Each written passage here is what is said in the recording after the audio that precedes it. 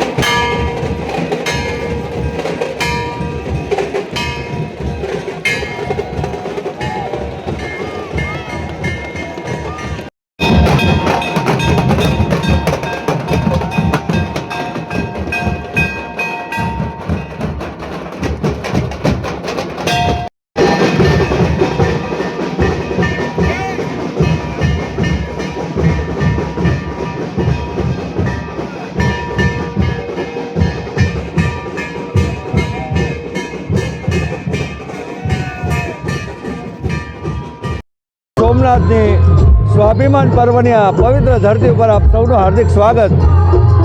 આજે ગૌરવની વાત એ છે કે શૌર્ય યાત્રા વીર હમીરજી ગોહિલથી લઈ જેણે જેણે ધર્મ માટે માથા મૂક્યા એની એક યાત્રા, અદ્ભુત યાત્રા। ધડ ધીંગાણે જેના માથા મહાણે એનો પાળીઓ બનીને પૂજાવું, ઘડવૈયા મારે ઠાકોરજી નથી થવું અને જગતના નાથને, જગતના બાપને જેથી જરૂર પડી હતી તેથી લીલા માથાના બલિદાન જેણે આપ્યા હતા એવા શૂરવીરોની શૌર્ય યાત્રા જેને કહી શકાય। એવી શૌર્ય યાત્રામાં સોમનાથમાં સોમનાથ મહાદેવ ભોળિયા કરું તમારી સેવ, જટામાં વસે માત ગંગેવ અને પતિતને પાવન કરતી, પાર્વતીના પતિ ખોળામાં રમે ગુણનો પતિ, જાપનિત જપે જતી અને સતી, તારી આરતી રોજ ઉતરતી।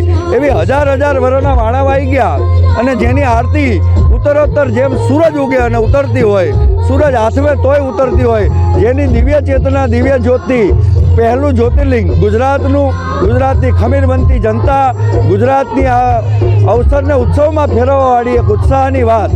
એમાંય માનનીય આપણા પ્રધાનમંત્રી શ્રી નરેન્દ્રભાઈ મોદીના એક આગવા કદમને, અભિવાદનને તમામ સંતો પંચદશના અખાડાથી લઈ અને 500 ઉપર સંતો સાધુઓ અહીં પધાર્યા છે। તમામ આજે શંખનાદ કરવાના છે, તમામ આજે રેવાડી કાઢવાના છે અને એ આ યાત્રામાં, શૌર્ય યાત્રામાં આપ સૌને જોડાવા, આનંદ લેવા અને શિવના આશીર્વાદ લેવા આહવાન। જય માતાજી, જય સોમનાથ। હું છું આપનો પિયુદાન ગઢવી, લોક સાહિત્યકાર। આજે સોમનાથ સ્વાભિમાન પર્વ જે આપણા ભારતના યશસ્વી વડાપ્રધાન માનનીય નરેન્દ્ર મોદીજી જે 1026ની અંદર જ્યારે સોમનાથ ઉપર મહમ્મદ ગજનીએ આક્રમણ કર્યું હતું એને આજે 1000 વર્ષ પૂરા થયા અને પૂર્ણ પ્રાણ પ્રતિષ્ઠા મહોત્સવ સોમનાથનું થયું એને 75 વર્ષ થયા।